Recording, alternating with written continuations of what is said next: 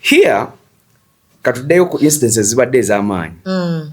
Walaba incidents y'abantu abatwala amabaati. Yes. I see very many people defending government saying Honorable Minister, former Minister, State Minister for Karamoja, Agnes Nandutu ali mukomera. List ya yafulumirako abantu bameka. Bayitirivu.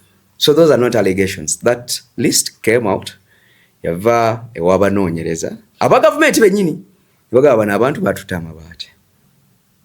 Era bo bennyini ne bavaayo ne beetonda ne bagvaayo n'amabaati ne bagasasula. You remember that very well? So buli muntu yaliko yo list yali mubbi. Era yali ayinosibibwa. Yali ayinosibibwa. So bate baasibibwa. Nandutu ye kafiiramu. Nandutu is just a scapegoat. Is just a scapegoat. What do you know Somalist ku bantu abali kwa yo list yonna? They are all senior politicians. They know how to make their way out of trouble.